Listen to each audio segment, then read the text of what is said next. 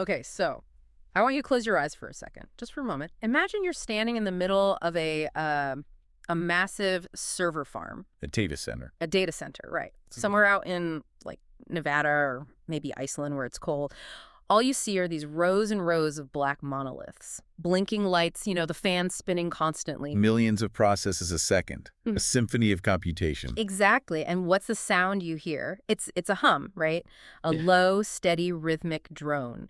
It's the sound of a system that is working perfectly. It's the sound of efficiency. Total coherence. Now, imagine you're standing in that same room and suddenly, glitch. A really jagged, awful noise. Static crackles through the air. You see sparks flying from, I don't know, rack 3 over there. An alarm starts blaring. Chaos. Total chaos. And a technician comes running in. He's shouting. Maybe he hits a server with a wrench. He's frantically typing in override codes. The system is crashing. Right. So here's the question that really kicks off our deep dive today. Which of those two scenarios, which one represents God? That is the question, isn't it? Because for the modern mind, and I mean this is where I live, the empiricist mind, we look out at the universe and we see the first server room, we see the math, we see the physics, it's all humming along, but we don't hear the technician. We don't see the sparks. There's no hand coming down from the clouds to, fix things. We hear silence. And for me, and for the critique we're going to explore today, that silence usually means absence. If there's a ghost in the machine, he's awfully quiet. But what if the silence isn't absence? What if the silence is the entire point? What if that perfect, steady hum is the message? And that right there is the fundamental tension. Today, we are diving into a really specific, high-resolution argument from the book The Rational Quranic God and the Atheist Critique by J.R. Ahmed. And I want to be clear, this is not a sermon. Not all. This is system analysis. We're going to try to dismantle what the book calls the folk god. That's the one the technician with the wrench represents. And then see if there's any code left underneath that's actually worth saving. And we're going to do it by, and this is what I find so fascinating, by taking the atheist critique completely seriously. J.R. Ahmed doesn't just brush off the skeptics. He basically argues that the silence you're talking about, the lack of constant intervention, the lack of magic tricks, is actually the primary proof of a higher intelligence. Okay, hold on. That sounds like a complete paradox. I exist because I'm not doing anything. How does that work? It does sound like one, but think of it in terms of engineering. If you write a perfect piece of software, a perfect operating system, do you need to log in every day to apply patches? Do you need to manually move files around? No, of course not. If I have to do that, it means I'm a bad programmer. Precisely. You let it run. So the central metaphor we're going to be exploring today is the difference between a deity that is a magician, someone who has to break the laws of physics to prove he's powerful, and a deity that is an architect. An architect. One who wrote the laws of physics so perfectly, so elegantly, that they never ever need breaking. So we're not looking for the ghost in the machine. We're looking for the kernel, the source code. We're looking for the source code. Okay, but I have to set the ground rules here from my perspective. I'm the skeptic in this conversation. I'm the empiricist. Poetry is beautiful, but it's not proof. If this J.R. Ahmed claims there's a rational God, I want to see the blueprints. I really do. That's a fair demand. And I want to see how this supposed system handles the edge cases, suffering, evil, that profound silence. Because right now, from where I'm standing, the whole God hypothesis feels like bloatware, Yeah. It just feels unnecessary to explain the universe. Fair enough. The burden of proof is on the claimant. Mm-hmm. And the book, it not only accepts that burden, it actually demands it. And let's do it. Let's get into it. Segment 1. The glitch. Or, as I like to think of it, what atheists get right. Which is, I have to say, a pretty surprising place to start for a book with Quranic in its title. Usually, religious apologetics, they start by telling me I'm spiritually blind or just as arrogant. But Ahmed, he seems to start by handing the microphone straight to Richard Dawkins. He absolutely does. Yeah. The concept he uses here is the straw man versus the steel man. You know the idea. If you want to truly defeat an argument, you can't attack a flimsy, distorted version of it. The straw man. Right. You have to find the strongest possible version of your opponent's argument, the steel man, and engage with that. Okay. And the text argues that the God most famous atheists spend their careers debunking this monolithic God is, in fact, a straw man. Ah, the sky daddy. The old man with the beard who lives on a cloud and gets angry if you eat shellfish on a Tuesday. That's the one. He's a Frankenstein's monster, really. A composite deity stitched together from bits of medieval folklore, very literal readings of the Bible, and a whole lot of cultural superstition. But let's get specific with the attributes, because that's what matters. What exactly are atheists Oh, rejecting? okay. The text identifies the primary target as the interventionist. The technician with the wrench. We're back in the server room. We're right back there. This is the idea of a personal master, a being who has very human-like emotions, who changes his mind, who can be bribed or bargained with, the magician. And the core glitch of this entire worldview is the miracle. Now, wait a second. Miracles are usually the main selling point of a religion. Jesus walked on water, Moses parted the Red Sea. That's the marketing material. Why does this source call them a glitch? Okay, think about it from a systems perspective. Mm. You're the empiricist. If I tell you that the laws of buoyancy are universal constants, that they apply everywhere, always, but then I tell you that last Tuesday, for about 20 minutes, they just stopped working for one person because he asked really nicely, what does that tell you about the laws? It tells me they aren't constants at all. They're suggestions. Or that the system is fundamentally flawed. It implies the system has a back door. It implies the original design wasn't robust enough to handle all situations, so the administrator had to log in and manually override the code.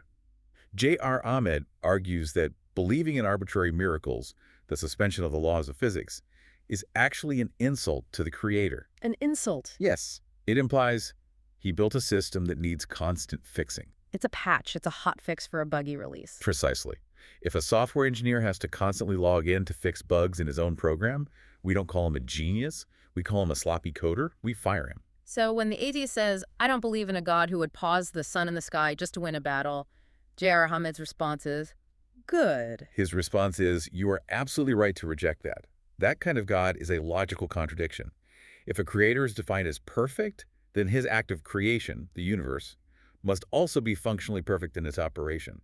It shouldn't need manual overrides. Oh, wait, but hold on. This is a big but for me.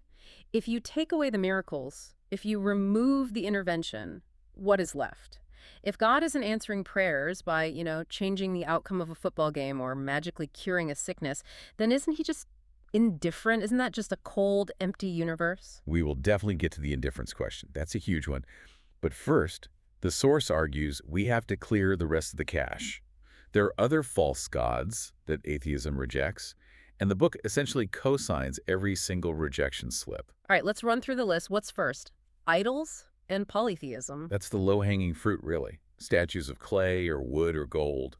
The source dismisses these as basically psychological projections.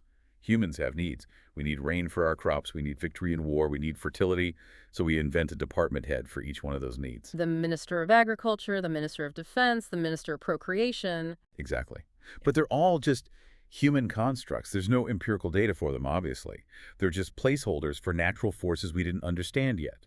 The atheist rejects them because they are scientifically unnecessary. The Quranic source rejects them because they're ontological nonsense. They just aren't real. Okay, that's easy enough. What's next? You have the more abstract stuff. The Holy Spirit, or what people call the Force, cosmic energy. This is a huge one for the spiritual but not religious crowd. But the atheist critique, and it's a sharp one, is that these are just vague, undefined labels. Life force is just a poetic term we use because we haven't fully mapped the biology of the mitochondria yet. It's the classic God of the gaps. We don't understand something, so we put a mystical label on it and call it a day. Exactly right. And the source agrees. It argues that if you can't define it, if it lacks structure and clear properties, it's not a theological argument, it's just bad poetry. And then the really big one, the human God, the avatar. This is absolutely central to Christianity, to Hinduism, to so many major faiths.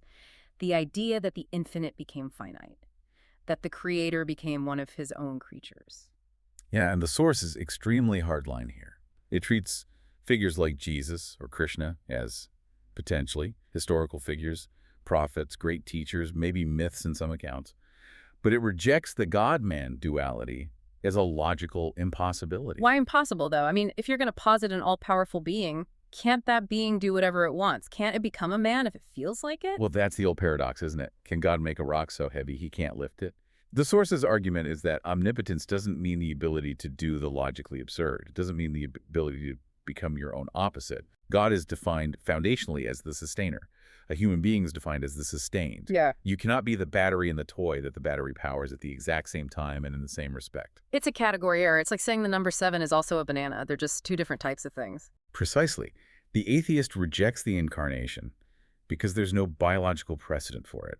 The rationalist, as presented in this book, rejects it because it breaks the fundamental logic of the absolute. You Mm. cannot be infinite and simultaneously contained in a finite body that needs to sleep and eat and, use the restroom. So the source is systematically stripping away all the mythology. No Zeus, no magical force, no godmen. But this leaves us with, well, it leaves us with the deist god, doesn't it? The clockmaker, the one the founding fathers were so fond of, Right. the god who wound up the universe, set the laws in motion, and then, I don't know, went on a permanent vacation to the Bahamas. And of course, atheists reject the clockmaker too. You do, absolutely, because of Occam's razor. If the clock runs perfectly by itself, if gravity explains the orbits and evolution explains life, why do I need to posit a clockmaker in the first place? It's an extra layer of complexity that doesn't add any new explanatory power. It's redundant. And the source acknowledges this. It says that pure deism is too cold, too impersonal. It turns the universe into a pointless machine. But before we get to the whole purpose question, we have to address the biggest reason atheists reject even the distant clockmaker. The reason that has nothing to do with physics and everything to do with pain. The problem of evil. The omniparadox. This is where the empiricist stops being polite and starts getting angry. Because we can talk about systems and laws all day long, but the raw data of the human experience is suffering. A child gets bone cancer. A tsunami kills 100,000 people. So if God is all-powerful, he can stop it. If he is all-knowing, he knows it's coming, and if he is all-good, he should want to stop it. And yet, the tsunami hits. The child suffers. So which is it? Is he unable, is he ignorant, or is he just cruel? It's a brutal, brutal calculation. And for the personal God, that grandfather in this guy we talked about, it's a fatal blow. You cannot square that circle. If God is a person with human-like empathy, then the world is a crime scene, and he is, at best, a negligent accomplice. Exactly. I always think that famous Stephen Fry rant where he was asked what he'd say to God. He just got so passionate. Bone cancer in children, what's that about? How dare you? It's a visceral, moral rejection of that kind of being. And J.R. Ahmed's text, it doesn't offer you a issue and a platitude. It offers a paradigm shift. It argues that the personal, emotional God is the caricature we need to discard. It asks a pretty stark question. Does gravity cry when you trip and fall? Does a tectonic plate feel guilty when it shifts? No, of course not. But we're not told that God is a tectonic plate. We're told God is love. We are told that by the folk religion. Yeah. But this source argues that attributing human emotions to God, anger, jealousy, sadness, regret, is the ultimate form of anthropomorphism. It's us projecting our limited human ego onto the divine. The source suggests that if you remove the human attributes from your definition of God, the problem of evil shifts entirely. It stops being a question of malice and starts being a question of system mechanics. But that is incredibly cold comfort to the victim. I'm sorry your village was crushed by a landslide, but don't worry. The system is running great. It is cold. Yeah. But the question the book forces us to ask is it true? The source argues that the universe is built on immutable laws of growth, decay, and consequence. Pain, in this model, is a signal within that system, not a punishment from a cosmic bully. The evil we see is often the friction of a finite world operating by its rules, or, and this is key, the result of human agency breaking the moral laws, which we'll definitely get to. But the key takeaway for this segment is that the atheist is rejecting a benevolent grandfather who seems to be asleep at the wheel. And the source says, that grandfather never existed in the first place. You are right to reject him. So we've successfully crashed the system. The folk god is riddled with bugs. The man god is a category error. The emotional god is a walking paradox. The screen has gone blue. The static is deafening. There's nothing but the error message. So what now? Let's reboot. If God isn't a magician, and he isn't a Superman, and he isn't a deadbeat dad, what in the world is he? Now we enter the architecture, the reboot. This is where the system gets rebuilt from the ground up. Okay. Lay it out for me. What is this rational God? The source pivots to the absolute foundational phrase of Islam, but asks us to look at it not as a slogan, but as a philosophical axiom. The phrase is La ilaha illallah. Which everyone knows as, there is no God but God. That's the standard translation, yes. Yeah. But if you look at the philosophical breakdown in the text, it's closer to something like, there is no reality except the one reality. Or maybe, there is no ultimate principle of existence except the singular source. That sounds very abstract, very Spinoza. It's almost Einstein's God, the one who is the sum of all physical laws. It's very much in that vein. The core argument here is that God is not a being inside the universe pulling levers. God is the essential reality and the rational principle behind all of existence. He's not a character in the play. He's the stage, the script, and the laws of drama all at once. Rational principle. That's a very dry term for the creator of everything. It's not very poetic. It might sound dry, but the book argues it's precise, and it completely changes how you understand the attributes of God, the 99 names. In the folk tradition, these are often treated like moods. God is merciful today, but maybe tomorrow he'll be wrathful. Right. Very capricious, very Greek godlike. Exactly, but the source argues these are not moods. They are permanent structural attributes. They are, to stick with our metaphor, fundamental lines of code in the operating system. Okay, give me a concrete example. How is something like mercy a line of code? Let's take Al-Rahman, the most merciful. When we hear mercy, we think of a judge letting a criminal off the hook out of pity. That's an emotional arbitrary act. Right. I feel bad for you, so I'll suspend the rules. You're free to go.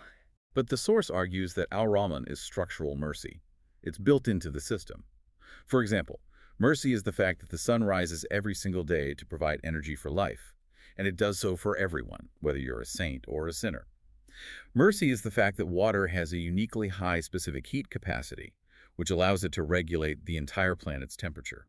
Mercy is the ozone layer that blocks deadly UV radiation. So you're defining it as rational grace. It's the system's inherent properties that provide the necessary conditions for life to exist and flourish. Exactly. It's the planet's life support infrastructure. Or take another one, Al-Hakim, the all-wise. The source says this doesn't mean God is an old man sitting on a throne pondering philosophy. It means the system itself is built with wisdom, with intricate cause and effect, with profound ecological balance. The nitrogen cycle is an expression of hikmah, wisdom. The food web is an expression of hikmah. This all seems to connect to the key Quranic term the source really highlights, which is Rab. Yes, Rab. It's so often translated as Lord, which brings up all these feudal images of kings and castles and subjects. But the root meaning is much richer. It's closer to sustainer, developer, nurturer, cherisher. Developer. There we are again. We're back to the software analogy. And it fits perfectly. Think of the Rab as the architect and lead developer of the operating system of reality. The source argues that a perfect God, a perfect developer, creates a perfect system. And this brings us right back to the laws of physics. The immutable laws. The book places a massive emphasis on this. The Quranic term is Sunnat Allah, the way of God or the pattern of God. And it argues, directly from the text, that the laws of nature are constant and do not change. There's a verse that says, you will find no change in the way of God. Wait, that's actually in the Quran, that the laws of nature are fixed. It is. The consistency of natural law is presented as a sign of God's perfection, not a limit on his power. This is the crucial pivot in the whole argument. When the atheist like yourself says, I believe in the laws of physics, the rationalist architect from this book says, then you are believing in the manifested will of God. Whoa, okay, now you're conflating the two. You're saying that gravity is God's will. That seems like a stretch. I'm saying gravity is the manifestation of that will. The rational God doesn't need to break his own laws with miracles to show he's in charge. He manifests his power through the perfect, unbroken consistency of those laws. He is the ultimate guarantor of science. He's the reason an electron behaves the same way in a lab in Geneva today as it did in a distant nebula a billion years ago. That consistency is what makes science even possible. I'll grant you this. It completely removes the wizardry that atheists so often mock. We're no longer looking for a magical hand coming out of the clouds to stir the cosmic pot. We're looking at the pot itself, at the ingredients, and asking, who wrote this incredible recipe? Exactly. The source calls God the cause uncaused, the ultimate principle beyond which the chain of causality cannot go. If you trace everything back, biological evolution to chemistry, chemistry to physics, physics to quantum mechanics, you eventually hit a wall, a singularity, a point where the laws themselves had to come from somewhere. Yeah. That source, that origin point, is the rational God. I have to play the empiricist here again. I have to push back hard on this. Yeah. Because this all sounds great. It's clean, it's elegant, it's logical, it fits perfectly with my science textbooks. But isn't this just a linguistic trick? What do you mean a trick? Aren't you just taking the concept of physics or the universe and slapping a God sticker on it? If God is just the system, then why do we need to call it God? Why not just call it the universe and be done with it? Why add all the historical and cultural baggage of religion? If the rational God is just the sum total of natural laws, then I guess I'm already a believer. Just call it nature. And that is the ultimate question the book leads us to. Is this just a semantic game? The source argues it's not. And the reason is this. Physics is brilliant at describing how things happen. Gives us the equations for gravity, for electromagnetism, but it doesn't and cannot explain why there's a how in the first place. Why these laws and not others? Why is there something rather than nothing? The distinction between the mechanics of the system and the origin of the system. And even more importantly, the source argues that this system has inherent intent. It has direction. It's not just a random chaotic explosion of matter.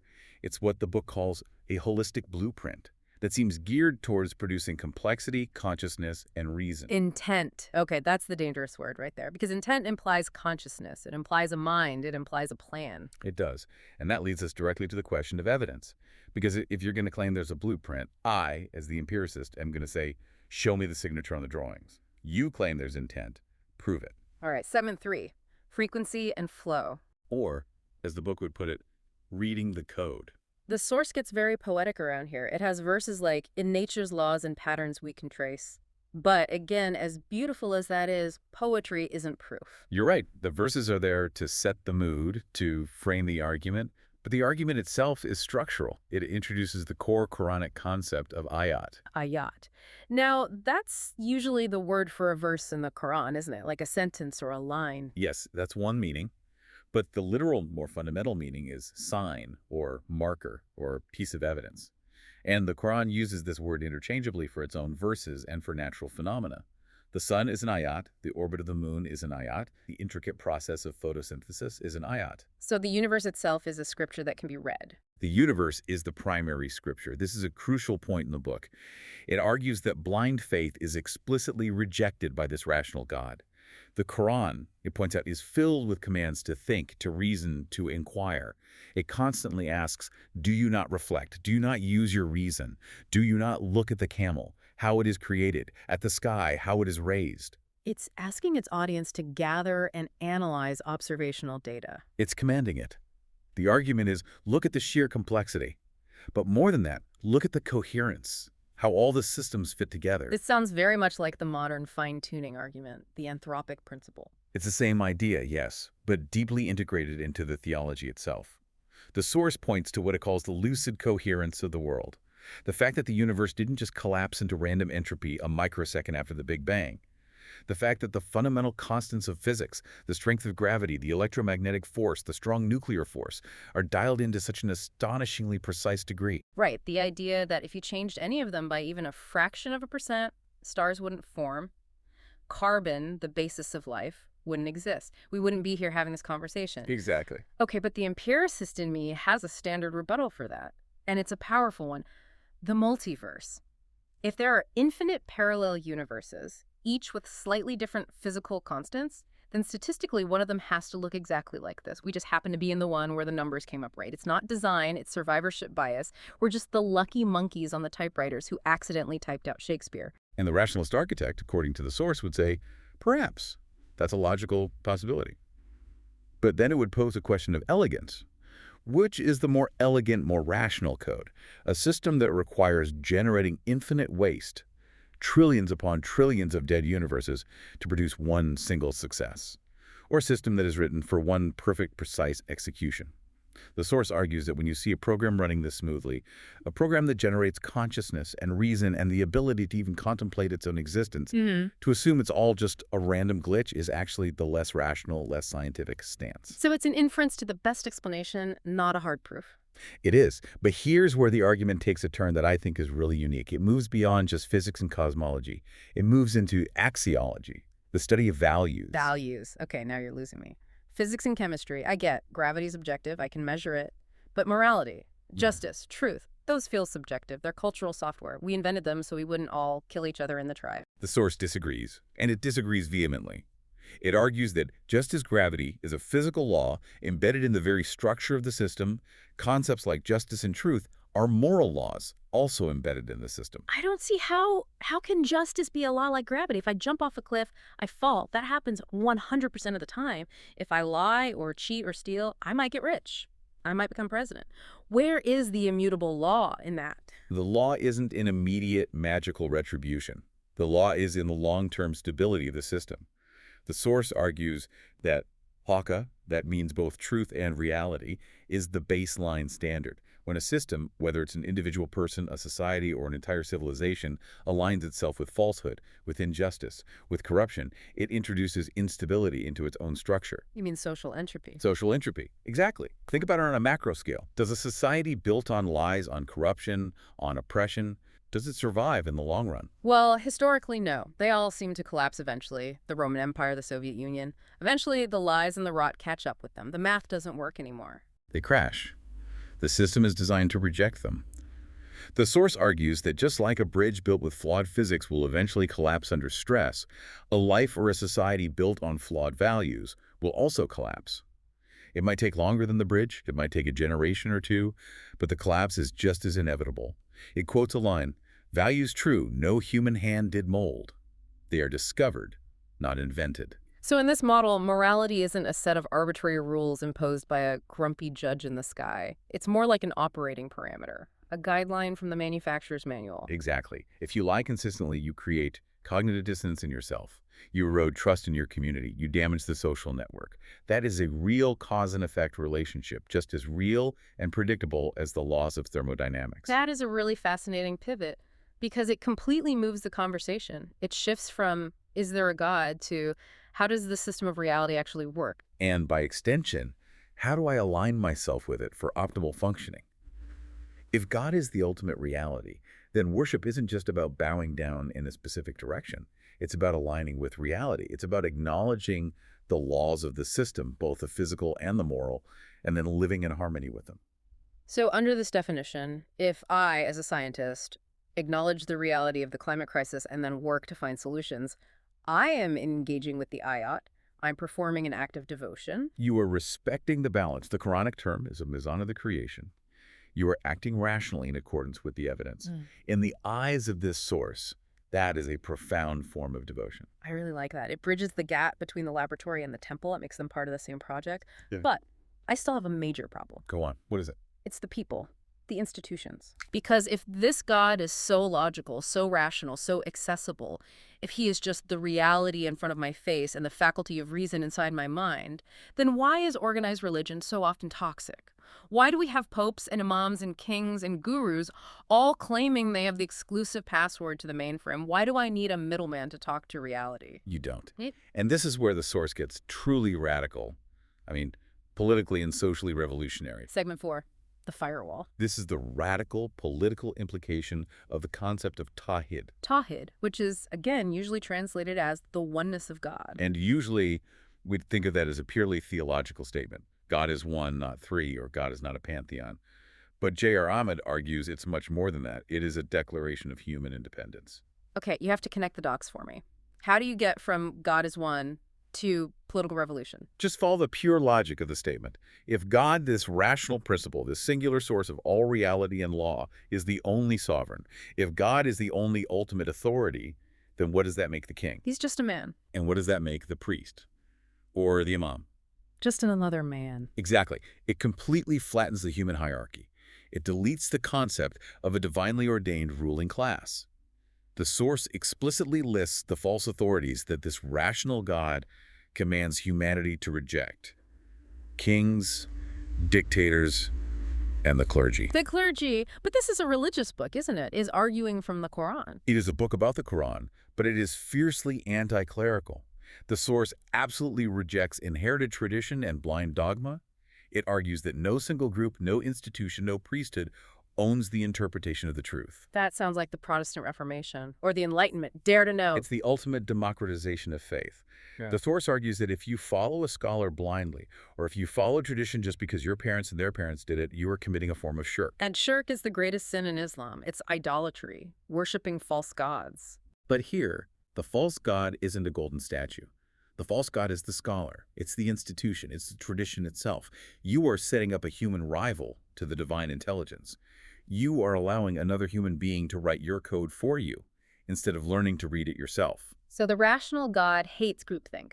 It says, he calls for reason, for reflection deep and wide. The text explicitly argues for rejecting extra Quranic sources that contradict reason or established science.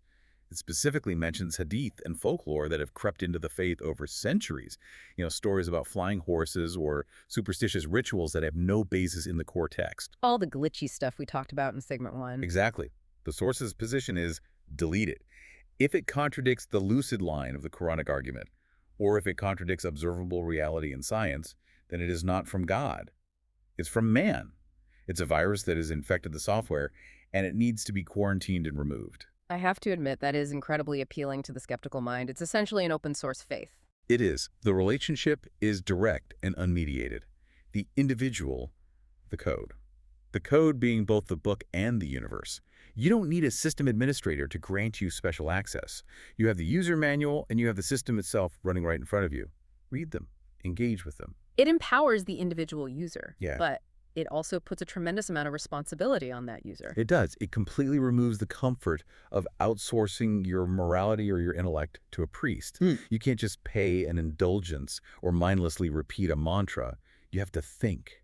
You have to engage. Intellect engaged beneath an open sky, as one of the verses says. So to the empiricist, this rational God is essentially saying, I gave you a brain, the greatest tool in the universe. Use it. If you have to turn your brain off to believe in me, then you are actually insulting the very gift I gave you. That is precisely the argument. The definition of a believer in this text isn't someone who shuts their eyes and hopes for the best. It's someone who opens their eyes as wide as possible and studies the magnificent architecture of reality.